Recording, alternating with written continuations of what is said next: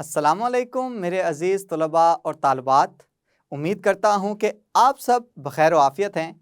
मैं हूँ मोहम्मद आतिफ़ याकूब और आप मुझसे पढ़ रहे हैं जमात दहम की फ़िज़िक्स। जमात दहम की फ़िज़िक्स में हम अपनी किताब का यूनिट नंबर 14 करंट इलेक्ट्रिसिटी पढ़ रहे हैं। अपने सफ़र में हमने सवालात का अयादा शुरू कर रखा है और गुज़िश्ता लेक्चर में हमने सवाल नंबर 14.10 और 14.11 को हल करना सीखा। इस सफ़र को मज़ीद आगे की जानिब बढ़ाएंगे और आज के लेक्चर में मज़ीद दो सवालात 14.12 और 14.13 को हल करना सीखेंगे। ये दोनों सवालात चूँकि आपस में मिलते जुलते हैं तो इन दोनों सवालात का हल मैं एक ही बोर्ड पे करूँगा। तो चलें बढ़ते हैं आज के लेक्चर की जानिब और सीखते हैं कि इन दो सवालात को हम किस तरह से हल करेंगे। तो आइए चलते हैं अपने लाइट बोर्ड की जानिब। जी तो ये रहा हमारे आज के लेक्चर का पहला सवाल। इस सवाल में हमसे पूछा ये जा रहा है कि घरेलू इलेक्ट्रिसिटी के ख़तरात की मुख्तसरन वजाहत करें। तो चलें देर किस बात की, चलते हैं अपने लाइट बोर्ड की जानिब और देखते हैं कि इस सवाल का जवाब हम किस तरह से देंगे। अब हम इलेक्ट्रिसिटी के ख़तरात अपने चैप्टर नंबर 13 में भी पढ़ के आए थे, लेकिन वहाँ पे जो इलेक्ट्रिसिटी थी वो स्टैटिक इलेक्ट्रिसिटी थी और हमने स्टैटिक इलेक्ट्रिसिटी के ख़तरात पढ़े थे। लेकिन यहाँ पे इलेक्ट्रिसिटी स्टैटिक नहीं है बल्कि करंट इलेक्ट्रिसिटी है, यानी वो इलेक्ट्रिसिटी है जो कि पैदा की जा रही है चार्जेस के बहाव की वजह से। तो ऐसी इलेक्ट्रिसिटी के इंसानी ज़िंदगी पे क्या ख़तरात लाहक हो सकते हैं। देखें, अब अगर मौजूदा दौर के अंदर, मौजूदा हालात के अंदर आप अगर इलेक्ट्रिसिटी के बग़ैर ज़िंदगी का तसव्वुर मुमकिन करें तो वो तसव्वुर नामुमकिन होगा। आपकी हर चीज़ अब इलेक्ट्रिसिटी के साथ मुंसलिक है। इतनी ज़्यादा ज़रूरी हो गई है कि अब हम लाइट की गैर हाज़िरी में भी, लाइट की गैर मौजूदगी में भी आपने पीछे बैकअप सोर्सेज रखे हैं, आपने यूपीएस रखे होते हैं, जनरेटर रखे होते हैं, क्योंकि आपके काम अब बिजली के बग़ैर, इलेक्ट्रिसिटी के बग़ैर मुमकिन ही नहीं है। लेकिन जहाँ पे इलेक्ट्रिसिटी के इतने फ़वाइद हैं वहाँ पे इलेक्ट्रिसिटी के कुछ ख़तरात भी हैं। देखते हैं कि इलेक्ट्रिसिटी के ख़तरात किस हद तक ख़तरनाक हो सकते हैं और उससे बचने के लिए हम क्या-क्या कर सकते हैं। याद रखिएगा कि छोटा से छोटा करंट भी अगर गुजर रहा है तो हमारी जिस्म के अंदर, जो कि बहुत अच्छी कंडक्टर है, ये छोटे से छोटा करंट इस जिस्म के अंदर अपना असर छोड़ेगा। मिसाल के तौर पे जो करंट है 0.001 एम्पेयर यानी 1 मिली एम्पेयर का करंट, इतना छोटा करंट लेकिन हमारी जिस्म, इंसानी जिस्म उसको भी महसूस कर सकता है। और ये तो हो गया 0.01 एम्पेयर। अगर ये बढ़ के हो जाए 0.005 एम्पेयर यानी कि ये 5 मिली एम्पेयर हो जाए तो ये इंसानी जिस्म के लिए तकलीफ़ देह हो सकता है। इतना तकलीफ़ देह हो सकता है कि इंसान को इससे तकलीफ़ हो सकती है। अब 0.05 मिली एम्पेयर इतना छोटा करंट है। अगर करंट को मज़ीद थोड़ा-सा बढ़ाऊँ, मिसाल के तौर पे करंट बढ़ गया 0.010 एम्पेयर यानी कि ये जो करंट है ये 10 मिली एम्पेयर का हो गया।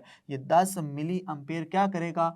आपके मसल्स के अंदर गैर इरादी बंदिश कर देगा। तो मसल्स की बंदिश हो जाती है, यहाँ पे आपके मसल्स काम करना छोड़ जाते हैं। और अगर करंट मज़ीद बढ़ा दिया जाए 0.015 एम्पेयर यानी 15 मिली एम्पेयर तक ये करंट बढ़ जाए तो आपके जो मसल्स हैं, जो जिनको आप अपनी मर्ज़ी से काबू कर सकते हैं, ये बेकाबू हो जाते हैं। अब आपके कंट्रोल में ना रहे। आप अगर मसल को कोई काम करवाना चाहते हैं तो मसल आपके काबू से बाहर है, आपके कंट्रोल से बाहर है। क्यों? क्योंकि उसे 15 मिली एम्पेयर का करंट मिल रहा है। और अगर ये करंट 0.07 एम्पेयर यानी 70 मिली एम्पेयर का हो जाए तो इससे इंसान की दिल की धड़कन जो है ये बंद हो सकती है। और ये दिल की धड़कन बंद होने से क्या होगा? इंसान की जान ख़त्म हो सकती है, इंसानी के लिए ये मोहलिक हो सकता है। देखा आपने 70 मिली एम्पेयर बहुत ही छोटा करंट है, लेकिन अगर ये 1 सेकंड के लिए भी इंसान के जिस्म के अंदर से गुजर गया तो आपके दिल की धड़कन बंद हो सकती है, जिससे आप मौत का शिकार हो सकते हैं। तो इसलिए कहा जाता है कि जब भी इलेक्ट्रिसिटी इस्तेमाल करें, एहतियाती तदाबीर पहले पढ़ें, उसे इस्तेमाल करें, तब इलेक्ट्रिसिटी के चीज़ों को हाथ लगाएं। उनके साथ कोई तब्दीली अगर करना चाहते हैं, उनमें कोई बेहतरी लाना चाहते हैं, ख़राब हो गई हैं, तो उसके लिए पहले आपको एहतियाती तदाबीर अपनानी पड़ेंगी। ये इतनी ज़्यादा ख़तरनाक हो सकती हैं। तो इलेक्ट्रिसिटी के ख़तरात पैदा किस वजह से होते हैं, उनमें से जो पहला आपकी किताब ने जिक्र किया है वो है इंसुलेशन की वजह से जो नुकसान होता है। हेडिंग दें, इंसुलेशन की वजह से नुकसान। अब इंसुलेशन क्या होती है? आप जानते हैं कि जो जितनी भी इलेक्ट्रिक वायर्स हैं वो कॉपर की बनी होती हैं और कॉपर बेहतरीन कंडक्टर है, इस वजह से उसे इस्तेमाल किया जाता है कि वो इलेक्ट्रिकल एनर्जी को एक जगह से दूसरी जगह मुंतकिल कर सके। अब अगर ये कॉपर की वायर को ऐसे नंगा छोड़ दिया जाए, उसके ऊपर कोई कवरिंग ना की जाए, उसके ऊपर हिफाजती तह ना चढ़ाई जाए, तो क्या ऐसा करना अक्लमंदी का काम होगा? अब ये कॉपर वायर पड़ी हुई है, उसके अंदर से करंट गुजरा है, ऐसे पड़ी या तो पड़ी रहे, कोई बच्चा उसे पकड़ ले तो खैर है, कोई बालिग उसे पकड़ ले, आप पकड़ लें तो खैर है। जी नहीं, इसके ऊपर आपने देखा होगा कि एक इंसुलेशन चढ़ाई जाती है, एक हिफाजती तय चढ़ाई जाती है कि जिसकी वजह से बहने वाला करंट, उसका असर बाहर की जानिब नहीं आता। लेकिन क्या ये इंसुलेशन मुस्तकिल तौर पर महफूज रह सकती है? तो जवाब होगा हरगिज नहीं।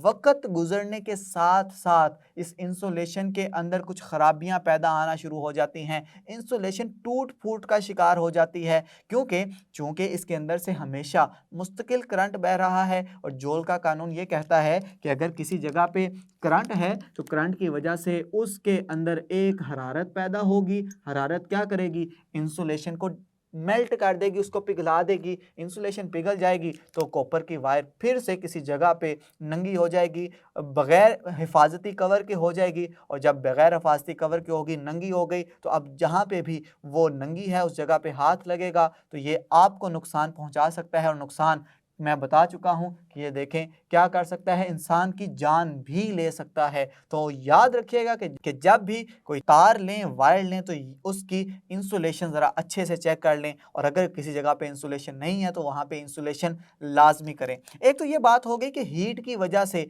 इंसुलेशन ये डैमेज हो जाती है। दूसरा हमने ये पढ़ा था कि जब भी हम पैरेलल तरीके में चीज़ों को जोड़ते हैं, पैरेलल तरीके के अंदर चीज़ों को जोड़ते हैं तो उससे क्या होता है? पैरेलल में चीज़ें जोड़ने से जो मुसावी रेजिस्टेंस है ये कम हो जाती है। अब आप जानते हैं कि घरों में जितने भी चीज़ें हैं वो पैरेलल जोड़ में जुड़ी हुई हैं, इसका मतलब है कि उनकी मुसावी रेजिस्टेंस कम है। मुसावी रेजिस्टेंस कम है तो इसका क्या मतलब हो गया कि उसके अंदर से गुजरने वाला करंट, इसकी मिकदार बढ़ जाएगी, क्योंकि रेजिस्टेंस वो है जो करंट को रोकती है। रेजिस्टेंस कम हो गई, करंट के रास्ते में रुकावट कम हो गई, करंट ज़्यादा होगा। करंट ज़्यादा होगा, दोबारा से क्या होगा? हीट पैदा होगी।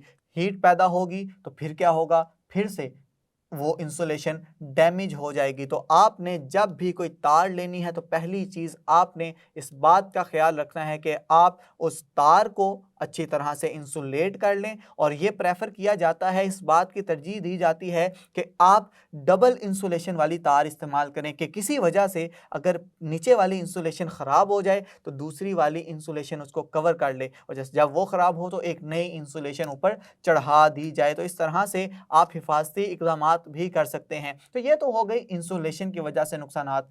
अब अगर आप ये सर्किट देखें, ये सर्किट में एक लाइव वायर है और एक न्यूट्रल वायर है, आपको नजर आ रही है। और सर्किट लाइव वायर और न्यूट्रल वायर के दरमियान में लगा हुआ है एक बहुत ही ज्यादा हाई रेजिस्टेंस का एक बल्ब, जिसकी वजह से सारे मामलात बिल्कुल ठीक चल रहे हैं। लेकिन क्या हो अगर मैं यहाँ से बल्ब हटा दूं और लाइव वायर और न्यूट्रल वायर को मैं एक साथ मिला दूं, क्या होगा जी? लाइव वायर न्यूट्रल वायर को साथ मिलाऊंगा, एक धमाका होगा, शॉक होगा, एक चिंगारियां निकलेंगी। आपने अक्सर देखा होगा कि जब दो तारें आपस में मिलती हैं, आपके घर के खंबे के बिजली की जो तारें जो मिलती हैं वो क्या होता है, ऊपर वाली लाइव वायर, नीचे वाली न्यूट्रल वायर दोनों मिलेंगी तो चिंगारियां पैदा होंगी। चिंगारियां पैदा होंगी तो शॉर्ट सर्किटिंग का खतरा होगा। शॉर्ट सर्किटिंग आखिर क्या है? शॉर्ट सर्किटिंग का लफ्ज इस्तेमाल किया है, याद रखिएगा। शॉर्ट सर्किटिंग का मतलब यह है कि उस सर्किट के अंदर रेजिस्टेंस की वैल्यू जीरो हो गई है। दो चीजें बराह रास्त एक दूसरे के साथ ताल्लुक में आ रही हैं, बराह रास्त एक दूसरे के साथ ताल्लुक में आएंगी तो क्या होगा? करंट सबसे ज़्यादा बहेगा, क्योंकि रेजिस्टेंस नहीं है, करंट ज़्यादा बहेगा, चिंगारियाँ निकलेंगी और आसपास की जितनी चीज़ें हैं वो आग पकड़ सकती हैं और इसकी वजह से शॉर्ट सर्किटिंग का ख़तरा होता है। आपने अक्सर सुना होगा कि फ़लाँ फैक्ट्री में शॉर्ट सर्किट हुआ, शॉर्ट सर्किट की वजह से सारी की सारी फैक्ट्री जल कर राख हो गई। तो शॉर्ट सर्किट इतना ज़्यादा ख़तरनाक हो सकता है और अंदर जितने भी अफराद हैं, जितनी भी मालियत का सामान पड़ा हुआ है वो सारे का सारा ज़ाया हो जाएगा। तो एक चीज़ तो हमने पढ़ ली, इंसुलेशन की वजह से, इंसुलेशन अगर डैमेज हो तो आपको नुकसान पहुंच सकता है। और दूसरा, इसी चीज़ के अंदर हमने शॉर्ट सर्किटिंग भी पढ़ लिया कि शॉर्ट सर्किटिंग हमेशा कब होगी, जब लाइव और न्यूट्रल वायर आपस में मिल जाएंगी। ये लाइव और न्यूट्रल वायर के मिलने से जो चीज़ पैदा होती है उसे शॉर्ट सर्किटिंग कहते हैं। तो ये तो था कि जब इंसुलेशन की वजह से हमें क्या क्या नुकसानात का सामना करना पड़ सकता है। आपकी किताब ने एक और चीज़ का जिक्र किया है जो कि है डैम्प्ड कंडीशंस, यानी नमदार माहौल। नमदार माहौल कहते हैं ऐसे माहौल को कि जहाँ पे कुछ पानी की मिकदार मौजूद हो। आपने अक्सर अपने वालिदैन से ये बात सुनी होगी कि गीले हाथों से आपने स्विच ऑन नहीं करना, आपने स्विच नहीं चलाना।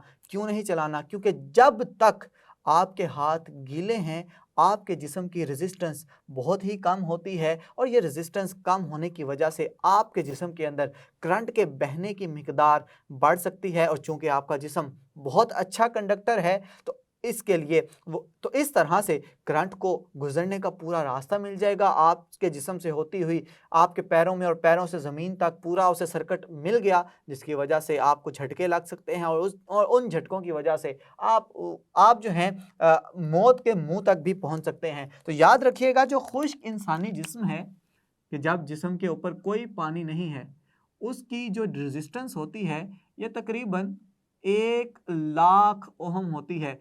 1,00,000 ओहम बहुत बड़ी रेजिस्टेंस है, जिसकी वजह से आपको करंट लगने के इम्कानात बहुत ज़्यादा कम हो जाते हैं। लेकिन अगर जिस्म गीला हो तो यही 1,00,000 की जो रेजिस्टेंस है, 1,00,000 ओहम की, ये सिर्फ चंद 100 ओहम तक रह जाती है। और ये चंद 100 ओहम क्या करेंगे, आपके जिस्म के अंदर करंट की मिकदार को बढ़ा देंगे, जिससे आप ख़तरात के अंदर घिर सकते हैं। तो अगर ऐसी सूरत हाल में अगर आपको स्विच या इलेक्ट्रिसिटी की कोई चीज़ इस्तेमाल करनी है और उसका बहुत ज़्यादा ज़रूरत है इस्तेमाल करने की, तो उसके लिए प्रिकॉशन कर लें, अपने हाथ खुश्क कर लें या अपने पैरों में ऐसी चप्पल पहन लें जो कि इंसुलेटर की हो, अच्छी चमड़े की, अच्छी रबड़ की चप्पल आपने पहनी होगी। तो उससे आपके दरमियान और ज़मीन के दरमियान, दोनों कंडक्टर हैं, इनके दरमियान गैप आ जाएगा। गैप आएगा यानी कि सर्किट ओपन है, सर्किट खुला हुआ है। सर्किट खुला हुआ है मतलब सर्किट पूरा नहीं है। सर्किट पूरा नहीं है तो चार्जेस को बहाव का रास्ता नहीं मिलेगा, जिसकी वजह से आप इलेक्ट्रिकल शॉक से बच सकते हैं। और यही वो वजह है कि जो आपने देखा होगा कि परिंदे अक्सर लाइव वायर पे बैठे होते हैं, ऊपर वाली तार पे बैठे होते हैं, लेकिन उन्हें करंट नहीं लगता। क्यों? क्योंकि उनके जिस्म में जो चार्ज आ रहा है उसको डिस्चार्ज होने का रास्ता नहीं मिल रहा, सर्किट पूरा नहीं हो रहा। जैसे ही वो एक तार पे बैठे बैठे किसी दूसरी चीज से टच हो गए, शर्त यह है कि दूसरी चीज कंडक्टर होनी चाहिए, तो उनके जिस्म से भी ये करंट का रास्ता मुकम्मल हो जाएगा, जिससे उनकी जान को भी खतरा है। तो उम्मीद करता हूं कि खतरात तो हमें समझ आ गए हैं। जी, तो उम्मीद करता हूं कि ये सवाल तो आपको समझ आ गया है। चलें बढ़ते हैं आज के दूसरे सवाल की जानिब। सवाल नंबर 14.13 में हमसे पूछा यह जा रहा है कि 4 हिफाजती इक़दामात बयान करें जो घरेलू सर्किट के सिलसिले में मद्देनज़र रखे जाते हैं। तो चलें बढ़ते हैं इसके जवाब की जानिब। अब इस खतरात से निमटने के लिए हमें क्या इक़दामात करने चाहिए, हम क्या क्या चीज़ें इस्तेमाल कर सकते हैं, इसे हम पढ़ेंगे इस हेडिंग के अंदर, जिसे आपकी किताब वाला कहता है कि घरों में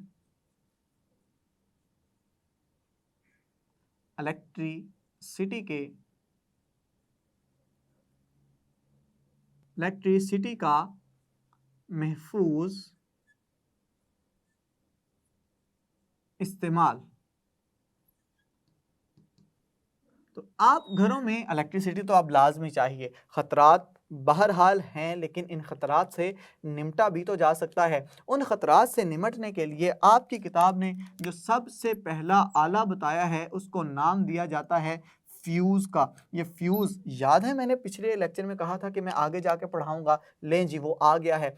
फ्यूज़ एक किस्म का हिफाजती आला है और ये इस तरह का दिखता है, बिल्कुल छोटा सा होता है और इसके अंदर आपको एक तार भी नज़र आ रही होगी। ये तार कंडक्टिंग वायर होती है। तो चलें हम फ्यूज़ की डेफिनेशन लिखते हैं। हम कहेंगे फ्यूज़ एक हिफाजती आला है जिसको सर्किट में लाइव वायर के साथ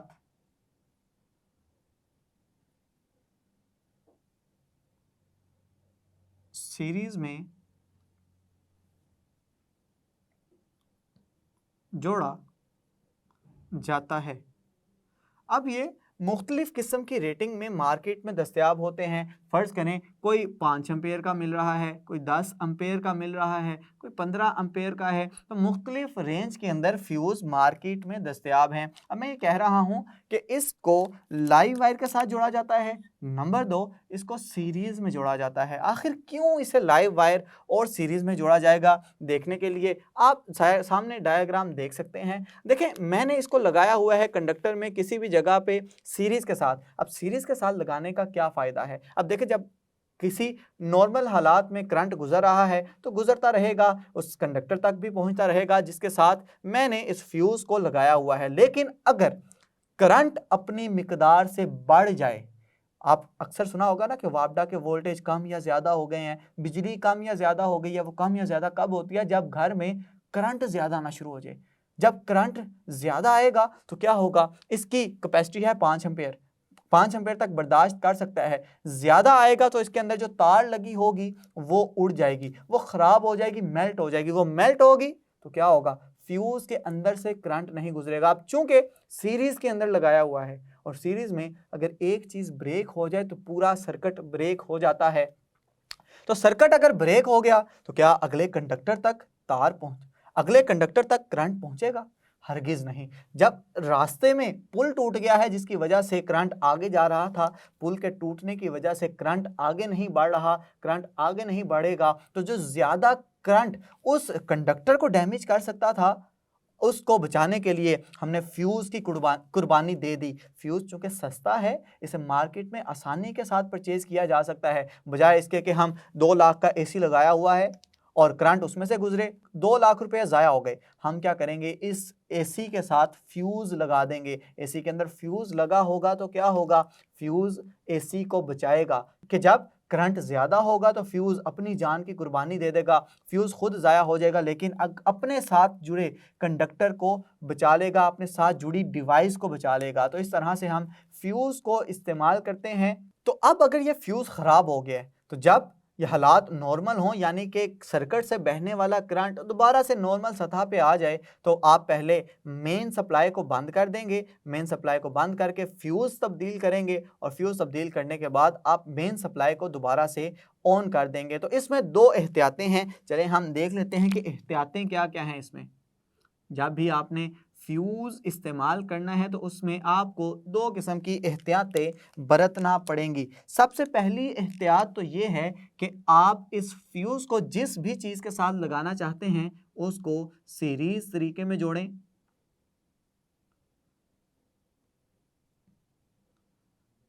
नंबर 2, जब फ्यूज़ ख़राब हो जाए, आप फ्यूज़ तब्दील करना चाहते हैं, तो फ्यूज़ तब्दील करने से पहले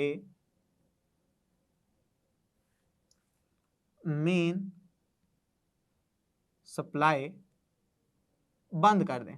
तो ये जो 2 एहतियातें हैं, अगर ये कर ली जाएं तो आपकी ज़िंदगी को जितने भी ख़तरात हैं वो कम से कम हो जाएंगे फ्यूज़ के इस्तेमाल में। इसी तरह से फ्यूज़ की जगह पे एक और चीज़ इस्तेमाल की जाती है जिसको नाम दिया जाता है सर्किट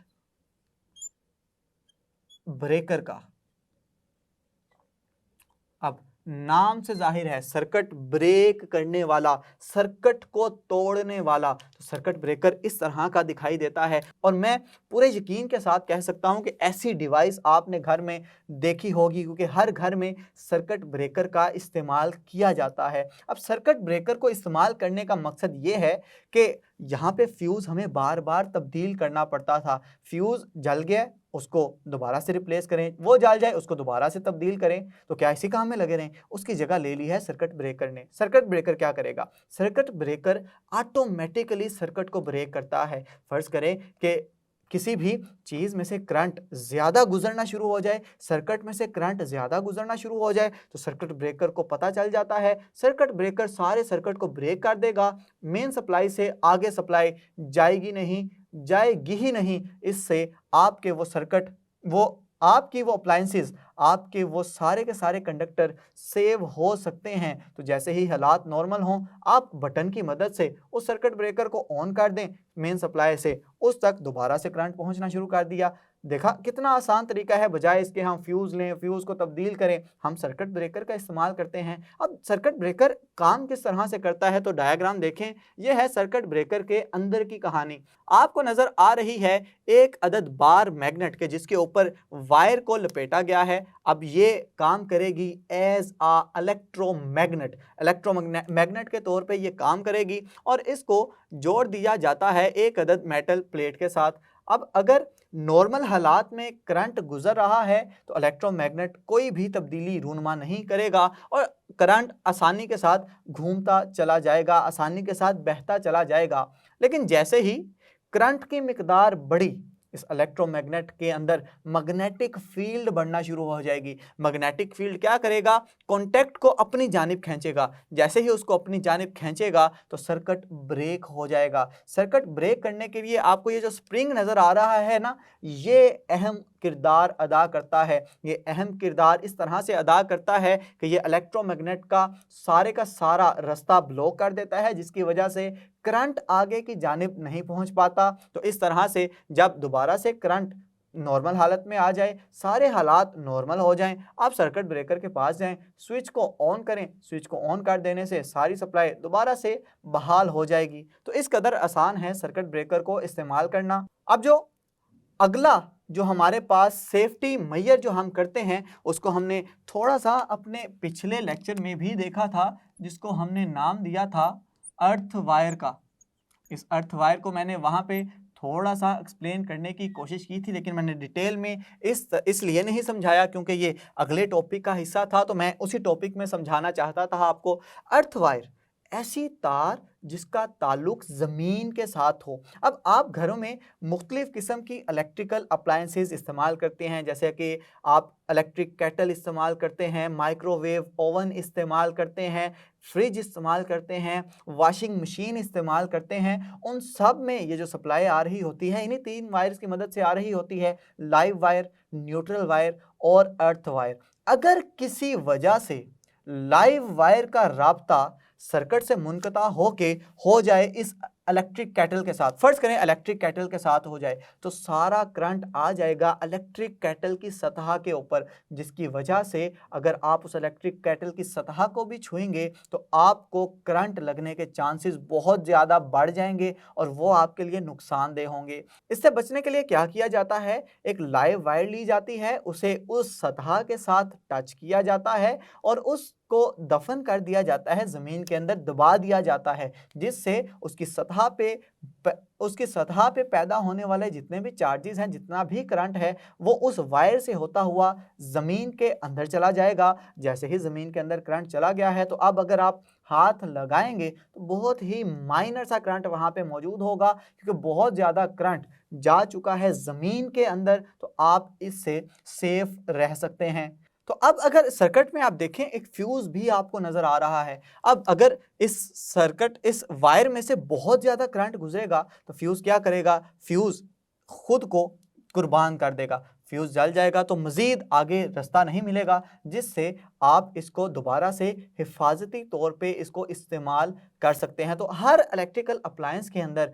अर्थ वायर लाजिम होती है कि अगर अल्लाह ना करे किसी ना किसी वजह से वो लाइव वायर नंगी हो जाए या वो अपनी असल जगह से हट कर उस इलेक्ट्रिक केटल यानी कि केतली के साथ मिल जाए, तो बजाय केतली के ऊपर सारा करंट आ जाए वो करंट ज़मीन की जानिब मुंतकिल कर दिया जाता है। तो जितने भी अप्लायंसेस इस्तेमाल किए जाते हैं उसमें अर्थ वायर का मौजूद होना बहुत ही ज़्यादा लाजिम है। और चीज़ आपने समझ ली है कि क्यों लाजिम है, क्योंकि हम चाहते हैं कि हम खुद को भी इलेक्ट्रिकल शॉक से बचा सकें और अपने प्यारों को भी इलेक्ट्रिकल शॉक से महफूज रख सकें। उम्मीद करता हूँ कि ये इलेक्ट्रिसिटी के ख़तरात भी आपको अच्छे से समझ आ गए हैं। साथ ही साथ इलेक्ट्रिसिटी के ख़तरात से बचने के लिए हम क्या इक़दाम उठा सकते हैं, हम कौन कौन से सेफ्टी डिवाइसेस इस्तेमाल कर सकते हैं, आपको समझ आ गई है। अब समझ आ गई है तो चलें इसके मुतल्लिक हम कुछ कसीरुल इंतखाबी सवालात भी देख लेते हैं। जी तो मेरे अज़ीज़ तलबा और तालिबात, अब आप मज़ीद 2 सवालात के हल सीख चुके हैं।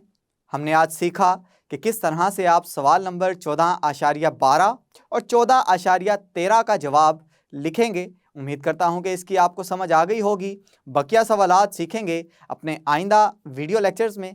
तब तक के लिए अपना ख्याल रखें, अपने से ज़्यादा दूसरों का। खुश रहें, खुशियाँ बांटें। अल्लाह हाफ़िज़।